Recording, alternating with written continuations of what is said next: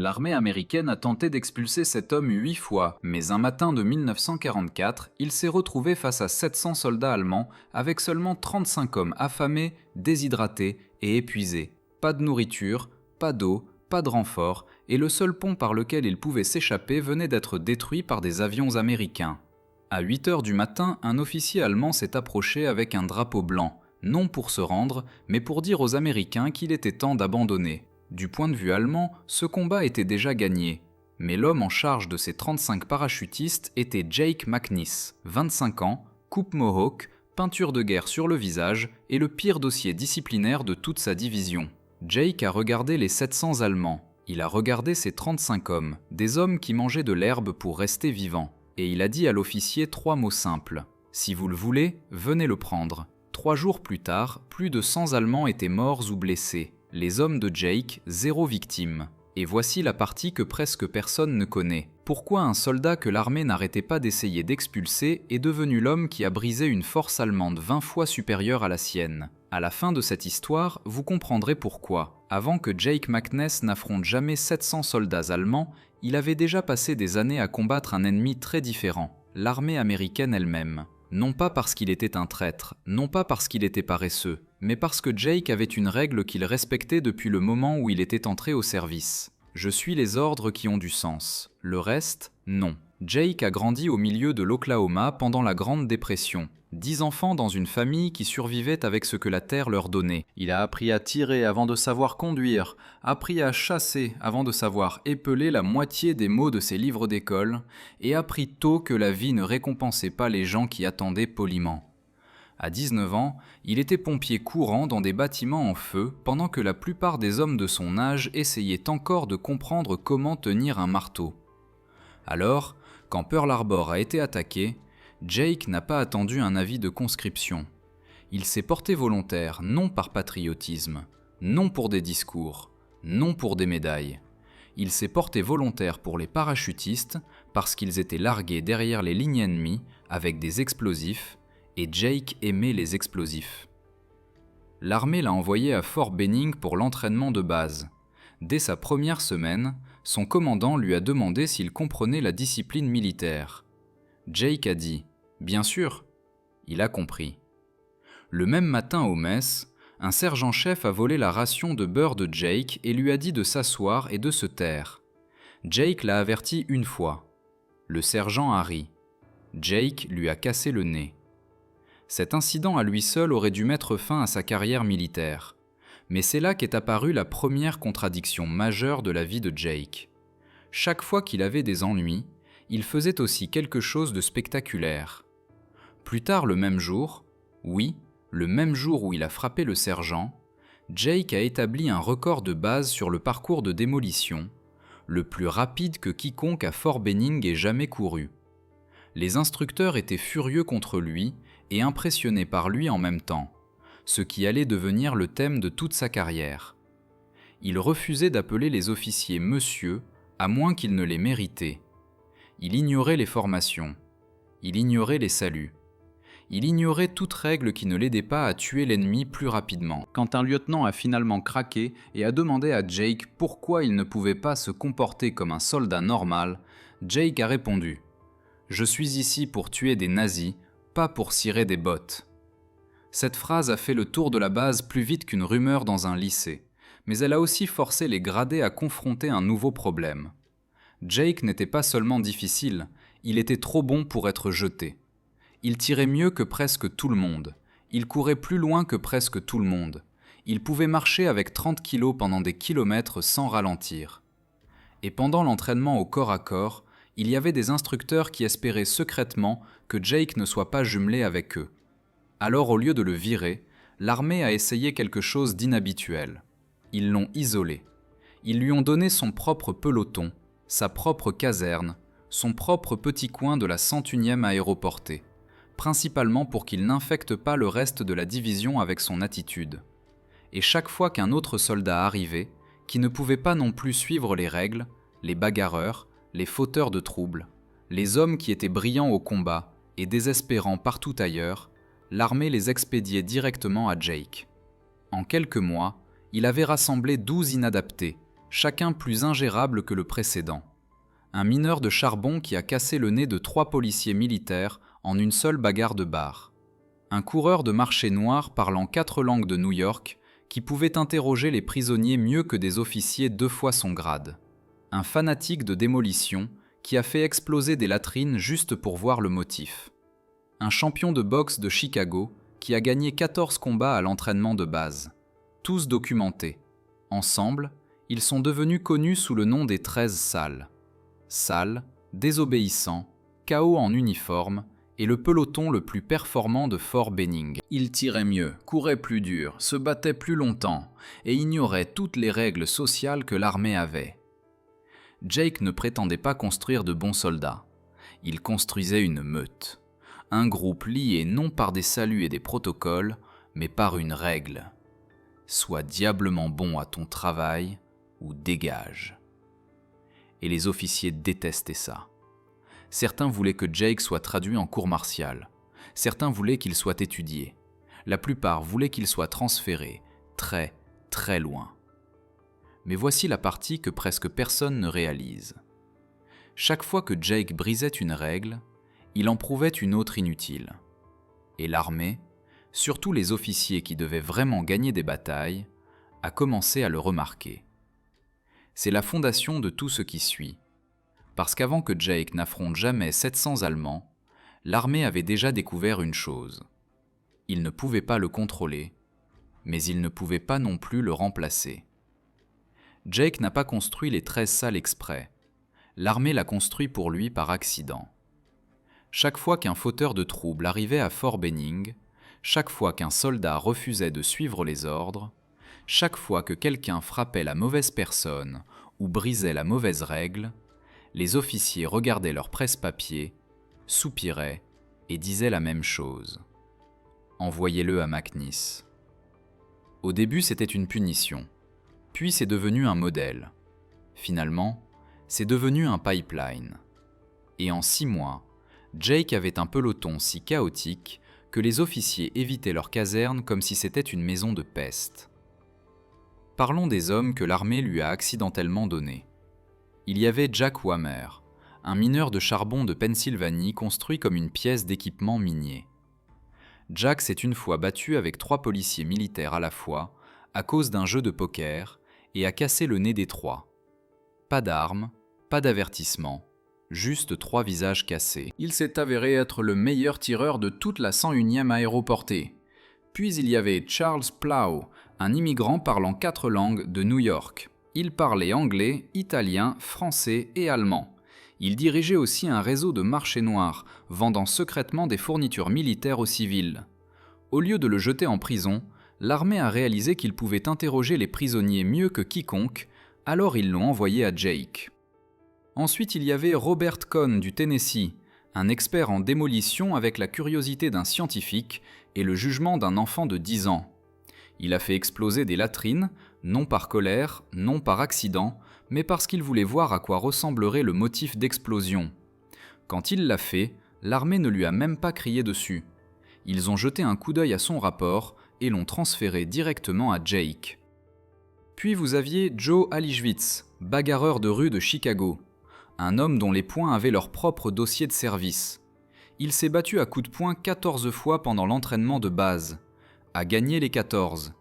Les instructeurs ont simplement abandonné et l'ont envoyé à Jake. Et ce n'étaient que les premiers. Chacun d'eux avait le même problème. Trop talentueux pour être libéré, trop sauvage pour être mis avec des troupes régulières. Pour tous les autres, ils étaient des maux de tête. Pour Jake, ils étaient parfaits. Parce que Jake comprenait quelque chose que la plupart des officiers, même les bons, n'ont jamais appris. L'obéissance et la discipline ne sont pas la même chose. L'obéissance consiste à faire exactement ce qu'on vous dit. La discipline consiste à faire ce qui doit être fait. Jake ne voulait pas d'hommes obéissants, il voulait des hommes qui pouvaient ramper dans la boue, bouger sans être entendus, tirer droit sous pression et improviser quand tout allait mal. Des hommes qui ne gèleraient pas quand un plan s'effondrait ou quand les ordres cessaient d'avoir du sens. Alors il les a entraînés comme des guerriers, pas des soldats. Pas d'exercices de parade, pas de bottes brillantes, pas de formalités inutiles. Les 13 salles couraient plus loin que tout autre peloton. Ils portaient plus de poids. Ils se battaient plus dur pendant l'entraînement. Ils tiraient jusqu'à ce que leurs épaules fassent mal. Ils faisaient tant de marches avec sac que d'autres unités ont commencé à se chronométrer contre la meute de McNeese. Jake dirigeait le peloton comme une meute de loups. Pas une chaîne de commandement. Il n'y avait pas de grade fantaisiste, pas de concours de cris. Seule une question comptait. Peux-tu faire ta part ? Sinon, moi non plus. Si un homme ne pouvait pas, Jake ne remplissait pas de paperasse. Il ne se plaignait pas à un officier. Il accompagnait simplement le gars au bord du terrain et lui disait d'aller rejoindre un peloton différent. Brutal, mais efficace. Et voici la chose étrange. L'armée détestait tout ce que Jake faisait, mais il ne pouvait pas argumenter avec les résultats. Chaque fois que la 101e aéroportée organisait des tests de qualification, tirs de précision, démolition, combat corps à corps, endurance, les inadaptés de Jake finissaient en tête à chaque fois. La seule catégorie où ils échouaient constamment, les inspections d'uniformes, parce qu'aucun d'eux ne s'en souciait. La nouvelle s'est répandue rapidement. D'autres soldats venaient les regarder s'entraîner. Les officiers se disputaient à leur sujet aux messes. Certains voulaient que tout le peloton soit traduit en cours martial. D'autres voulaient étudier comment diable McNeese continuait à transformer les rejetés en performeurs d'élite. Mais Jake ne voyait aucune magie là-dedans. Pour lui, c'était simple. Si vous construisez une équipe d'hommes qui n'ont pas peur de questionner les ordres, n'ont pas peur de se battre salement et n'ont pas peur de se pousser à la limite, vous vous retrouvez avec un groupe qui peut survivre à des situations pour lesquelles l'armée ne les a jamais préparés. Des situations comme sauter en Normandie à minuit, combattre des centaines de troupes allemandes sans fourniture et tenir la ligne quand tout le front s'effondre. Les officiers de Fort Benning n'avaient pas encore idée, mais le peloton poubelle de l'armée était sur le point de devenir une des équipes les plus mortelles du théâtre européen, et Jake McNeese, l'homme qu'ils ont essayé de jeter, était sur le point de les mener dans la nuit la plus violente de l'histoire moderne. Pour la plupart des soldats, l'entraînement de base se termine quand les instructeurs signent la paperasse. Pour les hommes de Jake, ça s'est terminé quand l'armée a finalement admis quelque chose qu'elle détestait admettre. Ces lunatiques surpassent tout le monde. Mais l'armée avait encore de l'espoir. L'espoir qu'éventuellement Jake glisserait si mal qu'il pourrait se débarrasser de lui une fois pour toutes. Ils n'ont pas eu à attendre longtemps. Une nuit avant le déploiement, Jake et ses hommes sont allés dans un bar près de Fort Benning. Ils étaient hors service, hors base, et miracle des miracles, se comportaient bien. Puis 2 policiers militaires sont entrés. Au moment où ils ont vu les hommes de Jake, ils ont décidé de faire un exemple. Un policier militaire a attrapé un des parachutistes de Jake, a essayé de l'arrêter pour ivresse et trouble à l'ordre public. Jake s'est levé et a posé une question simple. Y a-t-il un problème ? Le policier militaire lui a dit de s'asseoir et de se taire. Jake lui a cassé la mâchoire. Puis il a cassé la mâchoire du second policier militaire.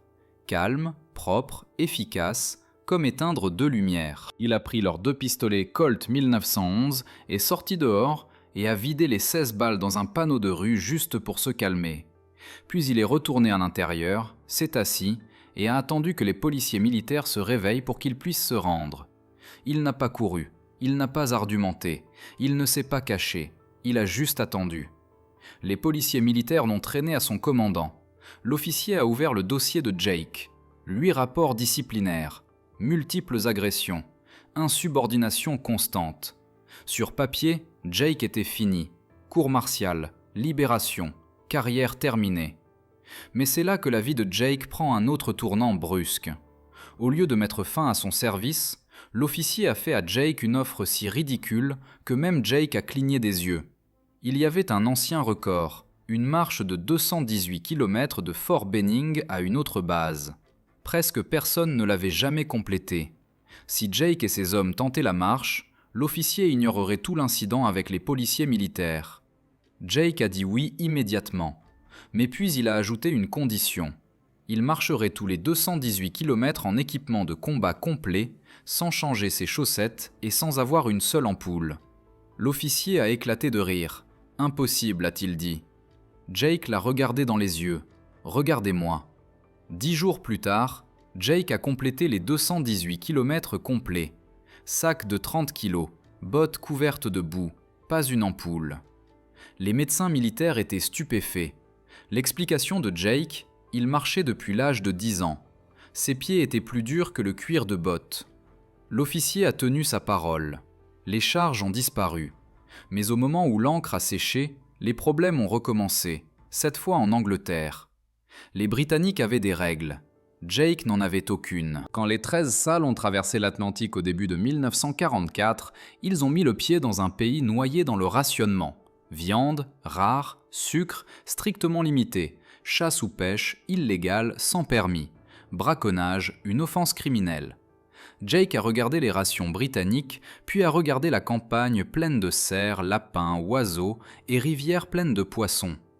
Il a décidé que les règles britanniques étaient optionnelles. Il a pris son M1 Garand dans les champs et a chassé comme si c'était l'Oklahoma. Il a utilisé des explosifs militaires pour pêcher dans les ruisseaux. Il a posé des pièges derrière les fermes britanniques en utilisant des compétences qu'il avait apprises enfant. En quelques semaines, son peloton mangeait mieux que la plupart des officiers. Il brisait aussi environ 47 lois britanniques. Un propriétaire foncier furieux a déposé une plainte contre le gouvernement américain, se plaignant que les soldats américains volaient son gibier. Le commandant de Jake l'a convoqué. « Êtes-vous responsable de cela ?» Jake n'a même pas cligné des yeux. « Oui, mes hommes ont besoin de vraie nourriture si vous voulez qu'ils sautent en France et tuent des Allemands. » L'officier s'est frotté le front. « Qu'attendez-vous que je fasse ? C'est une plainte légale sérieuse. » Jake a haussé les épaules. « Eh bien, vous pourriez m'envoyer sur un saut suicide en territoire allemand, ça ne me dérange pas. » Et c'était ça. Vous ne pouvez pas menacer un homme avec le danger quand le danger est la raison pour laquelle il s'est engagé. Jake a encore évité la punition. Et puis le photographe est arrivé.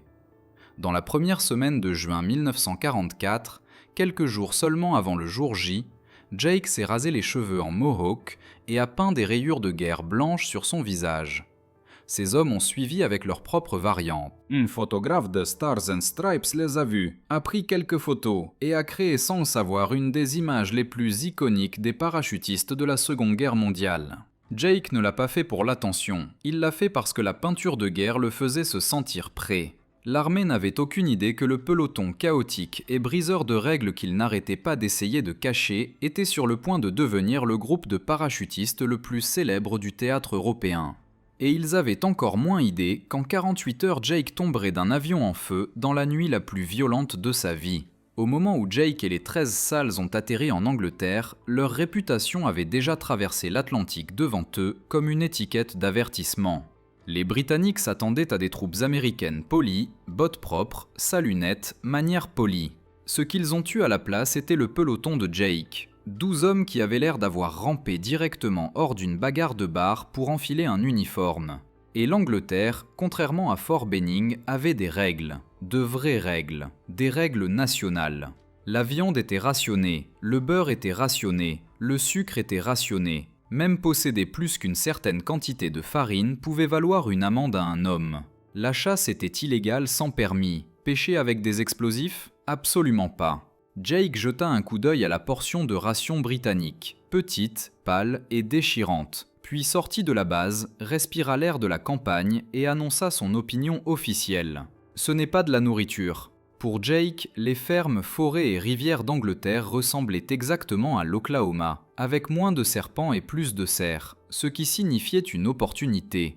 Alors, il sortit avec son M1 Garand et chassa. Il tendit des pièges pour les lapins et les faisans. Il utilisa des charges de démolition pour pêcher dans les rivières, envoyant des ondes de choc qui faisaient remonter les poissons à la surface. Ces hommes le suivaient comme une meute. Explosifs ici, collets là, viande fraîche rôtissant derrière les baraquements. En 2 semaines, les 13 salles mangeaient mieux que la plupart des officiers britanniques et bien mieux que n'importe quelle unité américaine sur l'île. Ils enfreignaient aussi ce qui semblait être la moitié des lois du Yorkshire. Le point de basculement arriva quand un propriétaire terrien fortuné marcha sur la base américaine en exigeant justice. Il prétendait que les soldats américains braconnaient ses cerfs, ses lapins et possiblement la moitié des truites de sa rivière.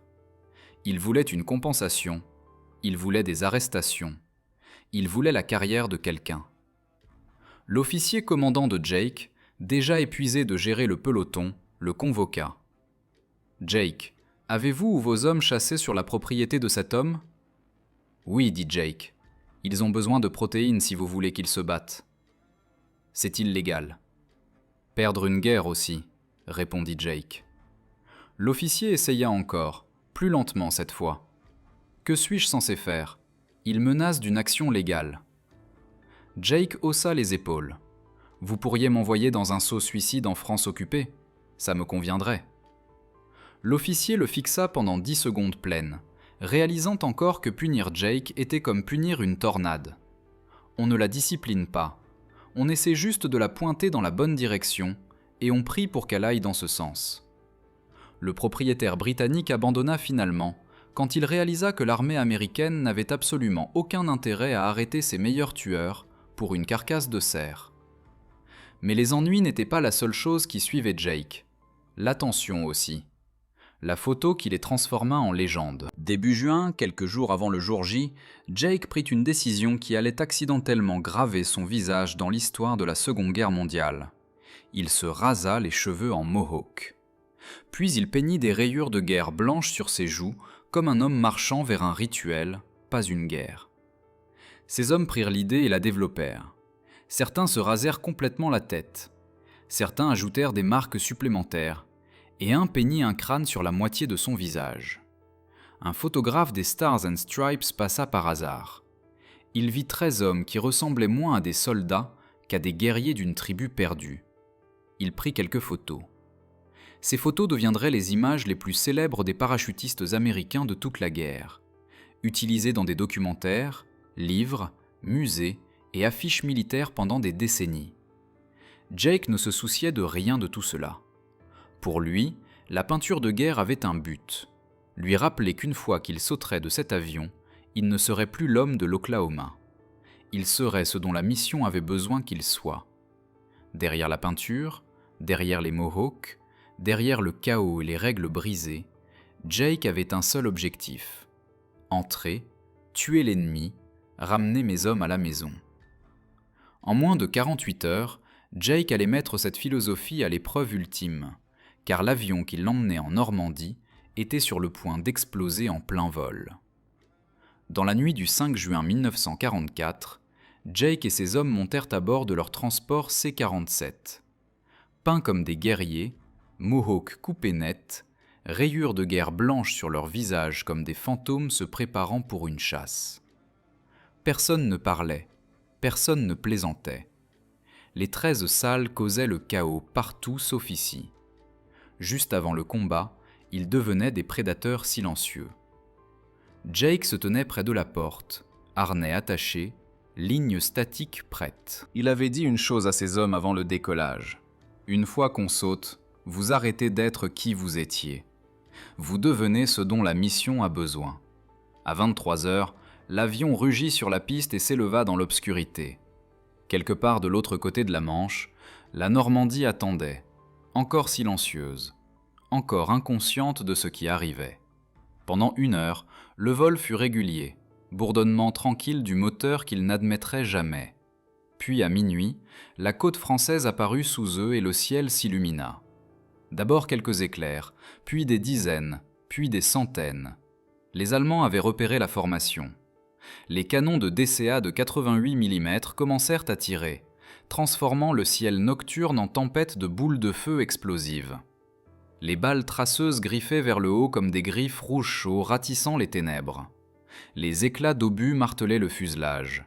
Le C-47 trembla violemment. « Accrochez-vous !» cria le maître de saut. Jake et ses hommes attachèrent leur ligne statique au câble au-dessus. La lumière rouge brillait. L'avion tangua encore plus fort. Le maître de saut se cala contre le mur, essayant de rester debout. Et puis, sans avertissement, le monde devint blanc. À 0h15, un obus de 88 mm toucha le réservoir de carburant. L'explosion déchira l'avion. Le feu se précipita dans la cabine. La section de queue se détacha. Les hommes qui n'étaient pas attachés furent jetés dans le ciel nocturne comme des poupées de chiffon. L'avion cessa d'être un avion et devint des débris éparpillés dans l'air. Jake se tenait dans la porte quand l'explosion frappa. La force l'expulsa vers l'arrière dans l'air libre. Il ne sentit même pas le vent au début, juste le choc, la chaleur et la pesanteur. Ses lignes statiques se tendirent, tirant son parachute ouvert, mais ce ne fut pas un déploiement propre.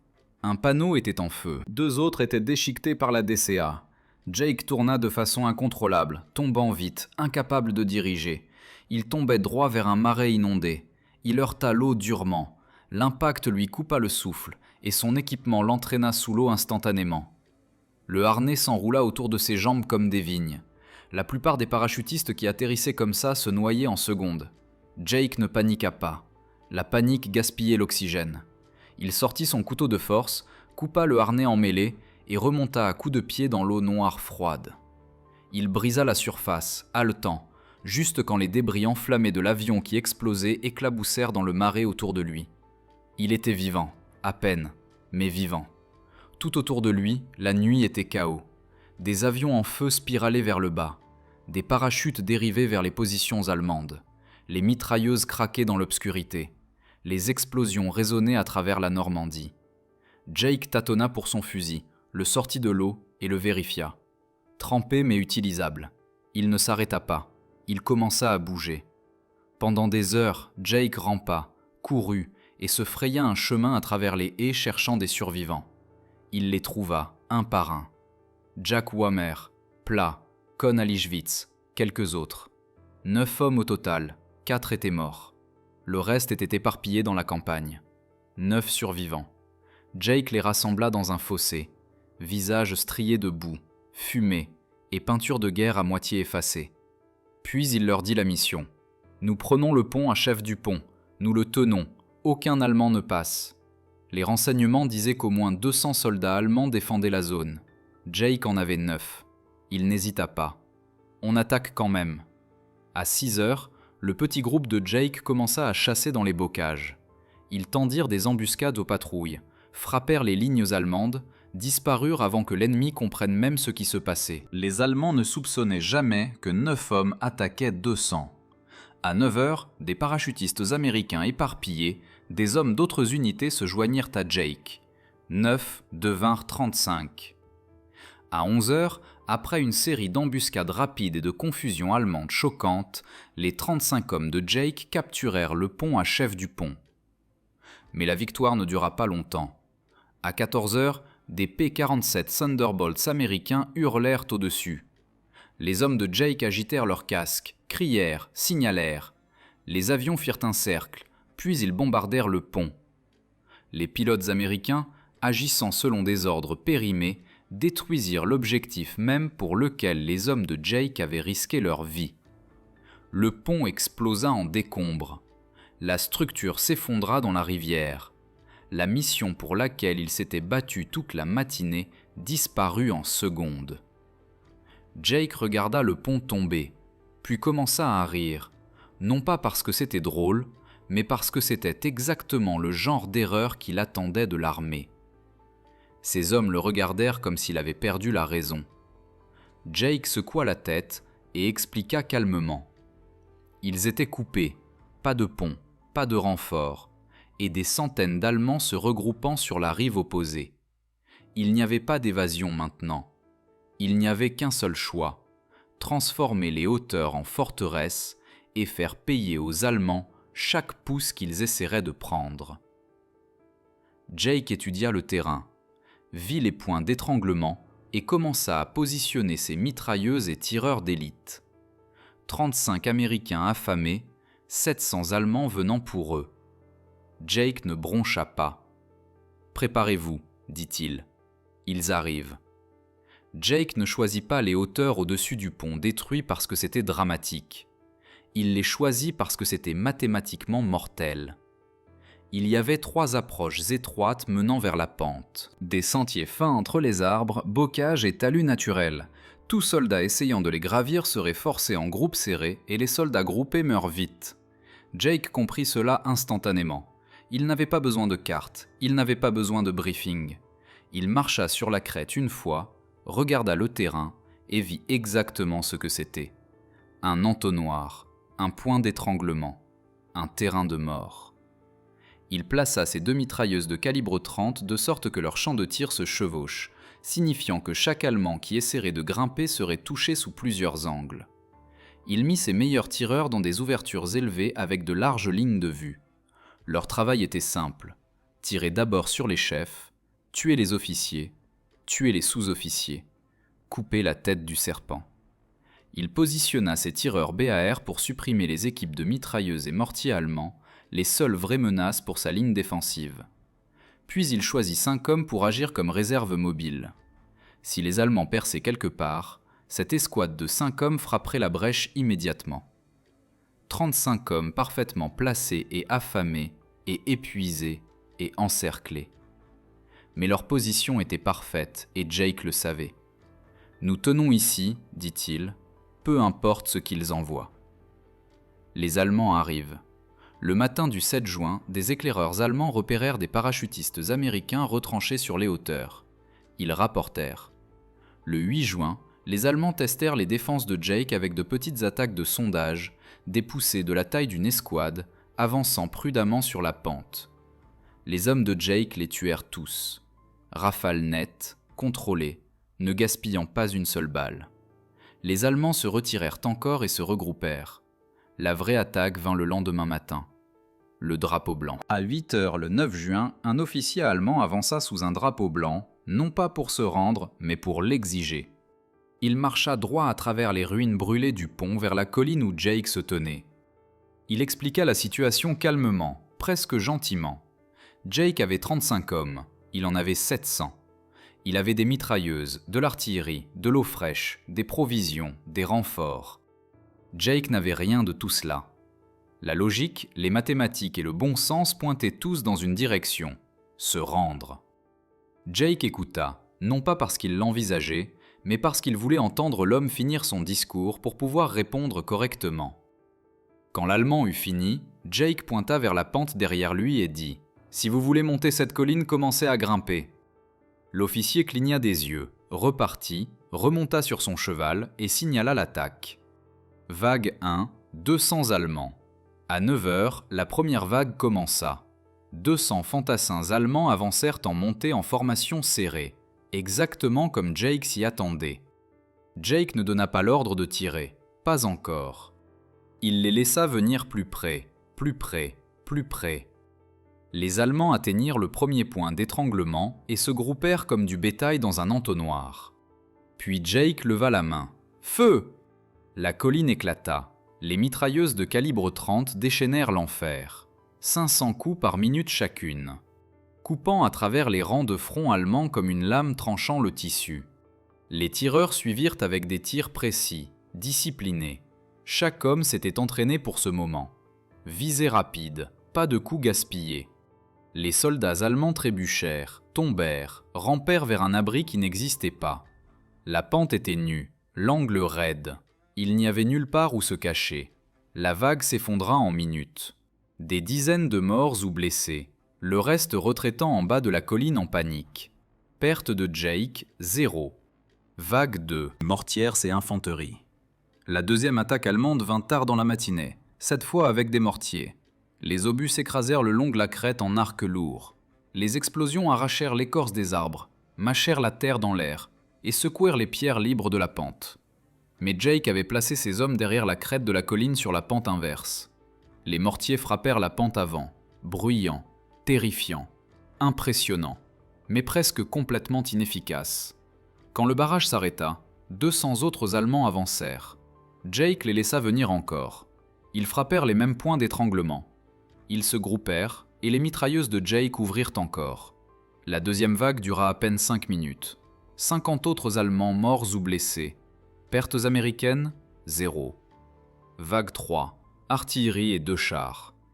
À la mi-après-midi, les commandants allemands étaient furieux. Ils amenèrent l'artillerie, puis ils amenèrent l'armure, 2 chars Panzer IV roulant sur la route principale. L'infanterie groupée derrière eux. Jake regarda avec des jumelles. Il savait qu'il ne pouvait pas tuer les chars. Pas de bazooka, pas d'armes anti-chars, pas d'explosifs assez gros pour percer l'armure. Mais il vit quelque chose que les Allemands ne voyaient pas. Les chars n'avaient qu'une route. Un défilé étroit entre 2 collines. S'ils restaient sur la route, Ils n'avaient pas d'angle pour tirer vers le haut sur les positions de Jake. Et s'ils quittaient la route, ils s'enfonceraient dans la boue et seraient inutiles. Alors Jake donna un ordre simple. Ignorer les chars, tuer l'infanterie. Quand les chars atteignirent le défilé, les mitrailleuses de Jake ouvrirent. Pas sur l'armure, mais sur l'infanterie. Utilisant les chars comme boucliers, les soldats allemands tombèrent immédiatement, se précipitant vers un abri qui n'était pas là. Les chars roulèrent seuls, aveugles, sans soutien, tirant des obus de 75 mm qui ne pouvaient s'élever assez haut pour atteindre la pente inverse. Des explosions tonitruantes déchirèrent la colline avant. La terre éclata, les arbres se brisèrent, mais les hommes de Jake restèrent intouchés derrière la crête. Après 30 minutes de pilonnage inutile, les 2 chars se retirèrent. Les pertes de Jake après 3 vagues, artillerie, mortier, chars, toujours 0. Les Allemands craquent. À la tombée de la nuit le 9 juin, les attaques allemandes avaient échoué 5 fois séparément. Plus de 100 Allemands étaient morts, des centaines d'autres blessés. Les hommes de Jake n'avaient perdu aucun soldat.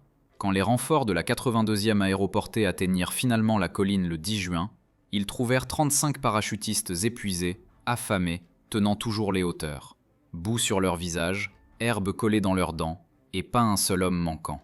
Un officier de relève demanda à Jake son compte de pertes. Jake répondit « 0, mais si vous avez apporté de la nourriture, on la prendra ». La plupart des batailles ont un point tournant, un moment où un côté réalise que le combat est perdu. Sur la colline au-dessus du pont détruit, ce moment n'arriva jamais pour les hommes de Jake. Ils étaient trop têtus, trop affamés, trop en colère pour remarquer qu'ils étaient censés mourir. Pour les Allemands, cependant, ce moment arriva lentement, vague après vague, jusqu'à ce qu'ils soient forcés d'admettre quelque chose qui aurait dû être impossible. Ils perdaient face à 35 parachutistes affamés et déshydratés.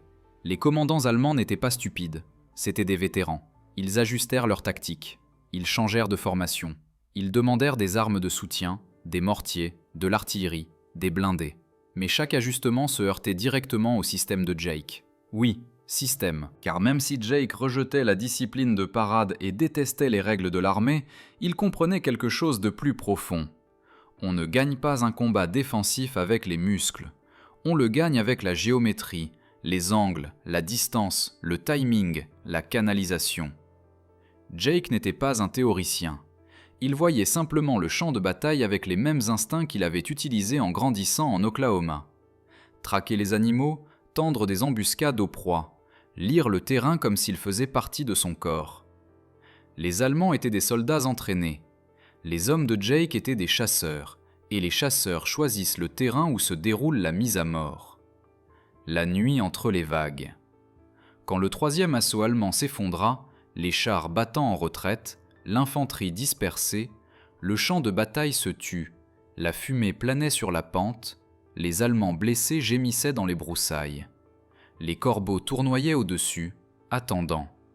Les hommes de Jake s'agenouillèrent dans leurs tranchées peu profondes, écoutant, fusils baissés, scrutant la lisière des arbres.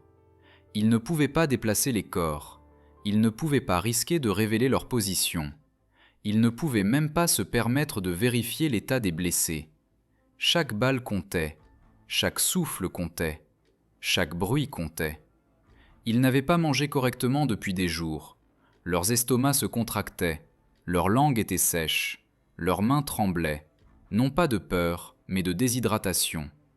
Mais la colline leur donnait une chose que les Allemands n'avaient pas, le silence. Les Allemands en contrebas se disputaient, criaient des ordres, déplaçaient l'équipement, rallièrent leurs blessés, repositionnèrent leurs mitrailleuses. Jake chuchota à ses hommes. « Écoutez, ils sont fatigués aussi. » Cela leur donna assez d'espoir pour tenir toute la nuit. Le 9 juin, 4e vague. Juste après l'aube, les Allemands tentèrent une tactique différente. Un bombardement de mortiers concentré, suivi de poussées simultanées sur les 3 approches. Les hommes de Jake restèrent complètement immobiles, tandis que les obus de mortier marchaient à travers la pente en explosions violentes. Des morceaux de terre volèrent dans les airs. Les éclats d'obus arrachèrent les feuilles des branches au-dessus. Mais une fois de plus, les Allemands calculèrent mal l'angle. Les obus explosèrent sur la pente avant, gaspillant leur énergie sur de la terre vide. Jake cria « Ne tirez pas, laissez-les venir !» Les Allemands avancèrent prudemment cette fois, se baissant, montant lentement. Technique de tir et de mouvement, essayant d'éviter de se regrouper. Peu importait. Une fois qu'ils atteignirent les plis du terrain que Jake avait cartographiés dans sa tête, les armes américaines s'ouvrirent.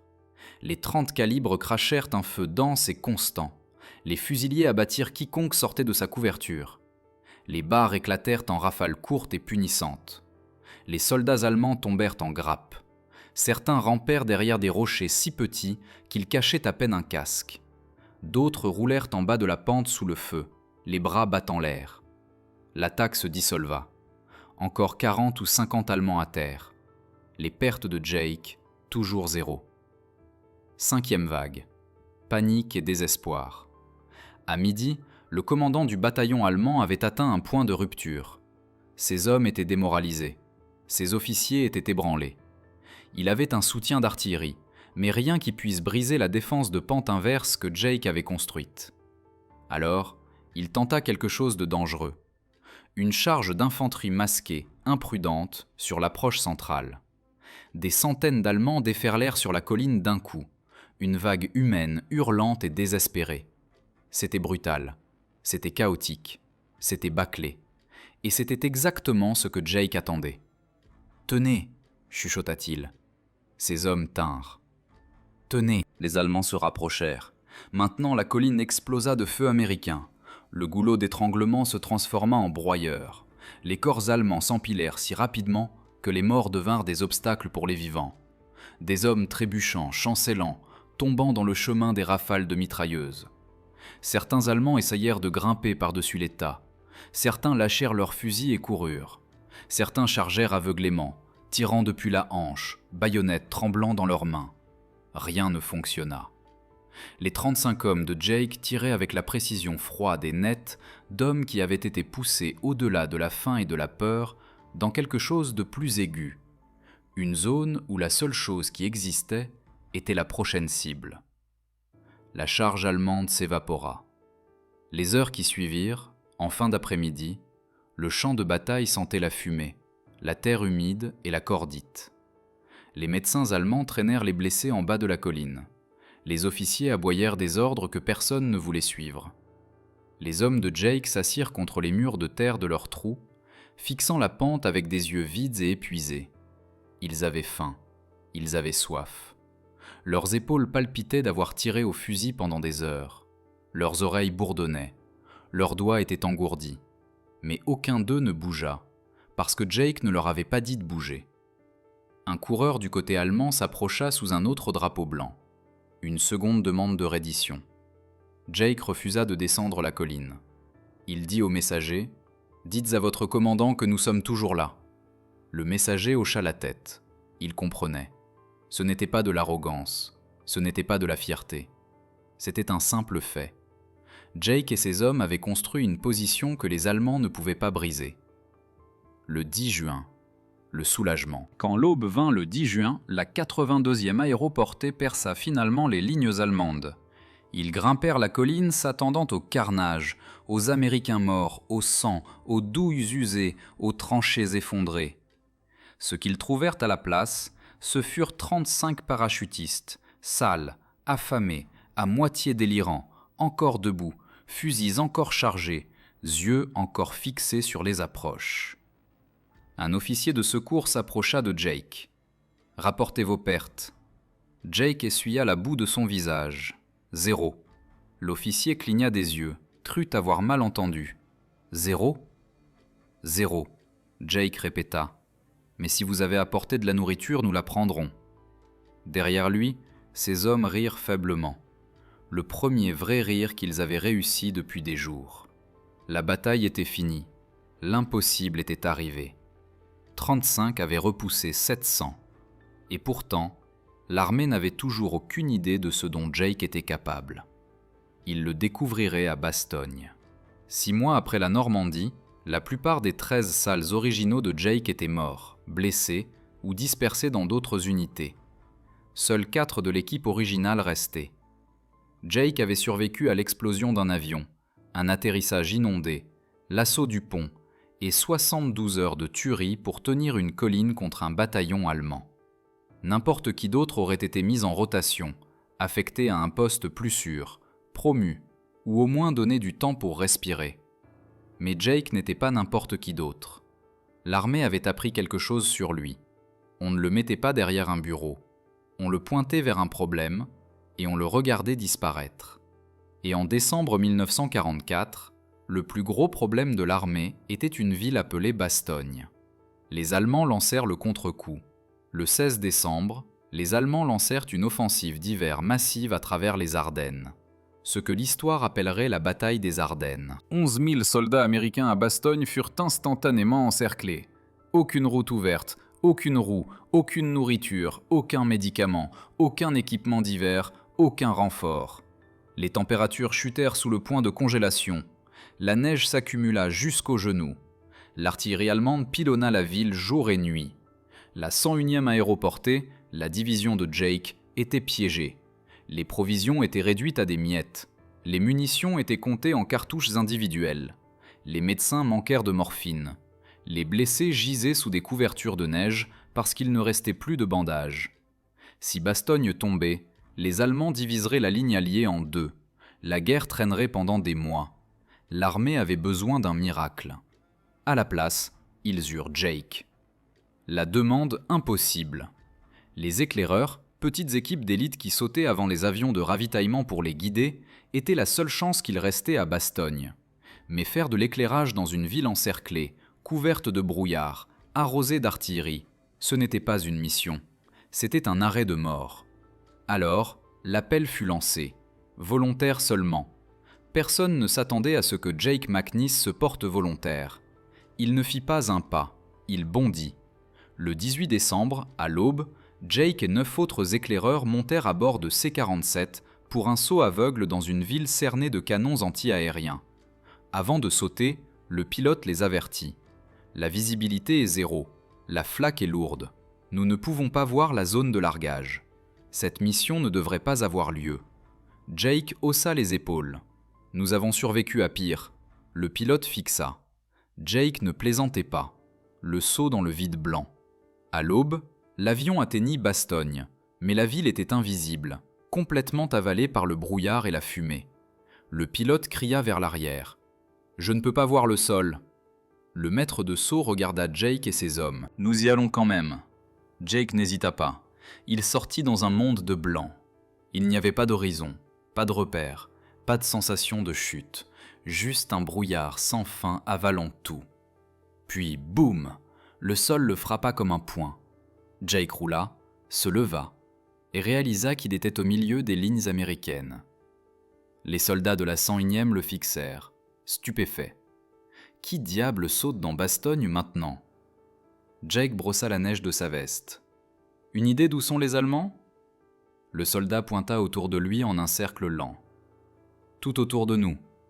Jake hocha la tête. Bien, ça nous fait gagner du temps. Trouvant ses hommes dans une ville morte, Jake demanda où les autres éclaireurs avaient atterri. 3 des vôtres ont atterri à l'intérieur du périmètre. Le reste probablement à l'extérieur. Probablement morts. Jake refusa d'accepter cela.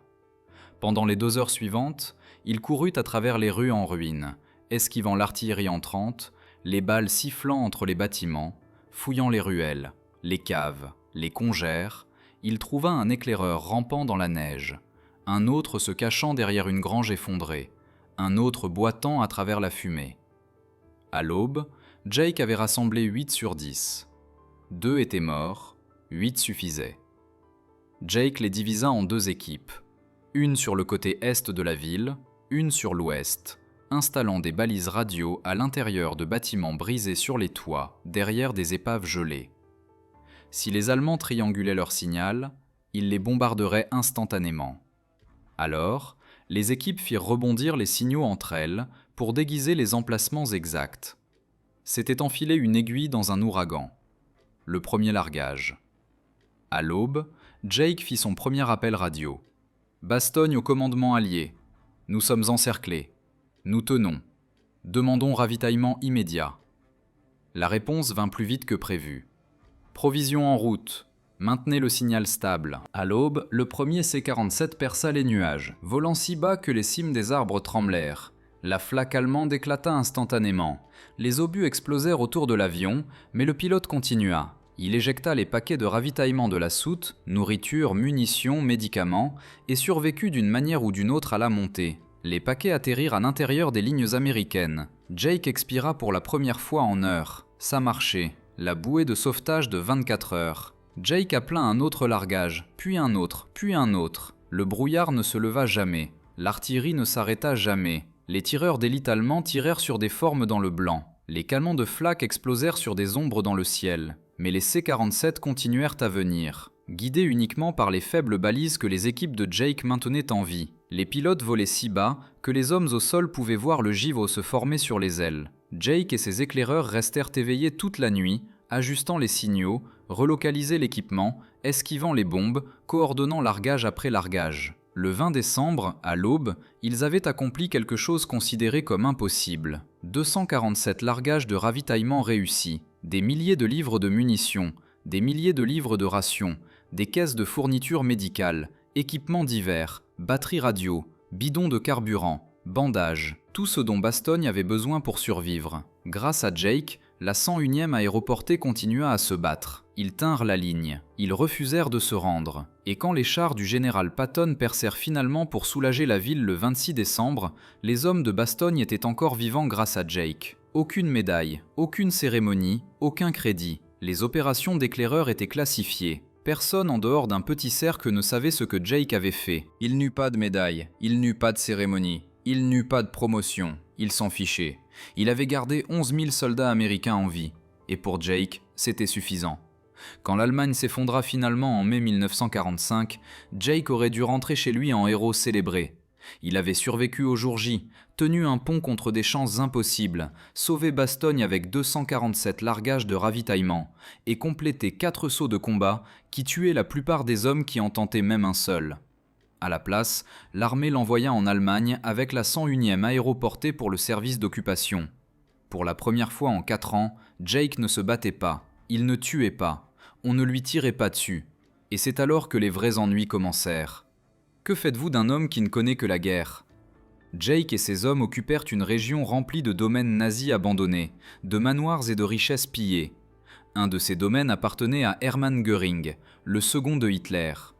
À l'intérieur, des armoires à liqueurs valant des fortunes, des chevaux de course volés, de la soie, des bijoux, des peintures, de l'or. Jake et les 13 sales survivants firent ce que n'importe quels hommes qui avaient trompé la mort pendant 4 années consécutives auraient fait. Ils organisèrent une fête. Ils montèrent les chevaux de course de Göring à travers les champs ouverts. Ils burent ces liqueurs chères directement aux bouteilles. Ils organisèrent un rodéo improvisé dans la cour d'un palais nazi. Jake ne célébrait pas la victoire, il célébrait la survie. Pendant ce chaos, Jake rencontra une femme allemande nommée Amélie. Elle l'aima immédiatement. Il l'aima plus qu'il ne s'y attendait. Plus tard, Jake découvrit que son père avait été le chef local des jeunesses hitlériennes. Jake rit. Rien sur la guerre n'avait plus de sens. Ni les ennemis, ni les loyautés, ni rien. Après des années de tuerie, Jake ne pouvait pas dire où les lignes étaient censées être tracées. L'armée le laisse finalement partir. Finalement, Jake fut renvoyé en Arkansas pour des évaluations médicales. Il avait fait fonctionner son corps à l'instinct pendant 4 ans et les fissures se montraient. Pendant sa récupération, il se battit encore avec les PM. Cette fois, il menaça directement le commandant des PM, lui disant qu'une fois devenu civil, il reviendrait régler les choses correctement. C'était la goutte qui fit déborder le vase. L'armée ne le traduisit pas en cour martiale. Ils ne le punirent pas. Ils le libérèrent simplement. Libération honorable, 3 ans, 5 mois, 26 jours de service. 4 sauts de combat. Des centaines de tués confirmés. Jamais promu au-delà de simples soldats. L'armée ne savait pas s'il fallait lui serrer la main ou être soulagé. Il était parti. Jake s'en fichait. Il en avait fini. Il rentra chez lui en Oklahoma. Et presque immédiatement, la guerre le suivit. La bataille sans uniforme. Jake but beaucoup. Il buvait parce que cela étouffait le bruit dans sa tête. Parce que cela floutait les souvenirs d'hommes hurlants, d'avions en feu, de nuits glaciales et de corps empilés sur les flancs de collines. Il buvait parce que le sommeil apportait des cauchemars Et se réveiller apportait un silence si lourd qu'il se sentait comme se noyer. Personne autour de lui ne comprenait. Personne ne voulait comprendre. Il voulait qu'il soit normal, un voisin, un mari, un père. Mais Jake avait passé 4 ans comme une arme. Éteindre cela n'est pas simple. Éteindre cela sans aide est presque impossible. Sa vie spirala jusqu'en 1951, quand il enroula sa voiture autour d'un poteau téléphonique, dans un accident de conduite en état d'ivresse si violent que les médecins dirent qu'il aurait dû mourir instantanément. Il se réveilla dans un lit d'hôpital 3 jours plus tard, le crâne fracturé, les côtes cassées, les poumons meurtris, et pour la première fois depuis la guerre, il se vit clairement. Il avait survécu à l'explosion d'un avion. Il avait survécu à l'artillerie allemande. Il avait survécu à Bastogne. Il avait survécu à toutes ces choses impossibles qui avaient tué de meilleurs hommes. Et voilà qu'il se tuait lentement en temps de paix.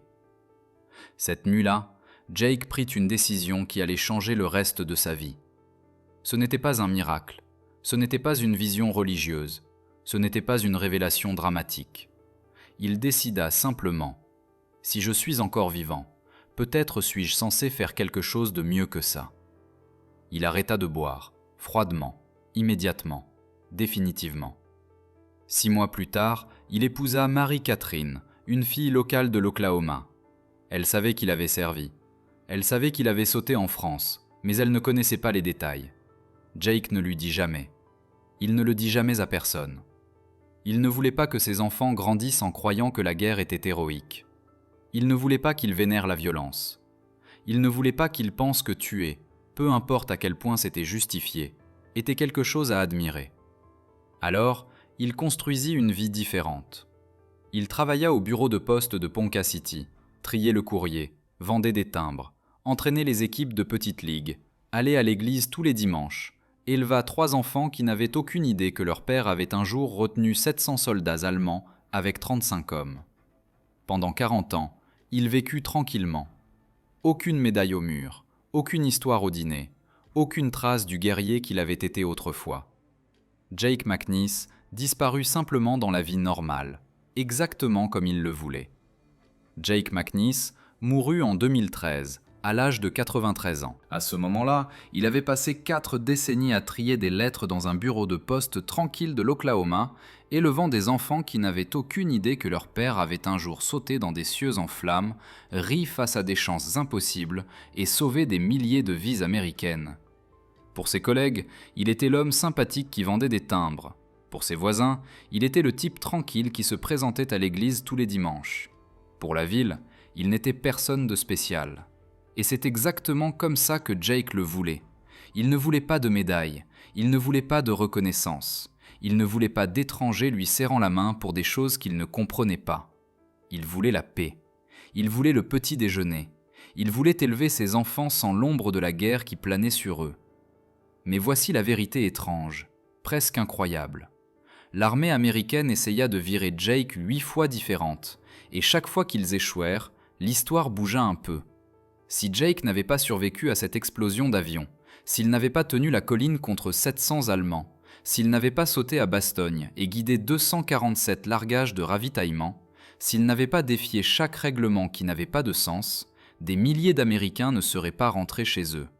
Et Jake ne s'en vanta jamais. Parce que pour lui, la guerre n'était pas la gloire. La guerre était quelque chose que l'on survivait, quelque chose que l'on endurait, quelque chose que l'on ne souhaitait jamais à la génération suivante. Il voulait tuer des nazis, prendre le petit déjeuner et rentrer chez lui. Il accomplit les 3. Alors, si vous êtes encore là à écouter cette histoire, vous aidez à garder vivante la mémoire d'hommes comme Jake. Des hommes qui ne rentraient pas dans le moule, qui ne respectaient pas les règles, mais qui changèrent la guerre quand même. Si quelqu'un dans votre famille a servi, ou si vous vous souciez simplement des héros oubliés, laissez un commentaire. Dites-nous d'où vous écoutez. Chaque commentaire dit à l'algorithme de montrer cette histoire à quelqu'un de nouveau pour que le nom de Jake ne s'efface pas comme il a essayé de le faire.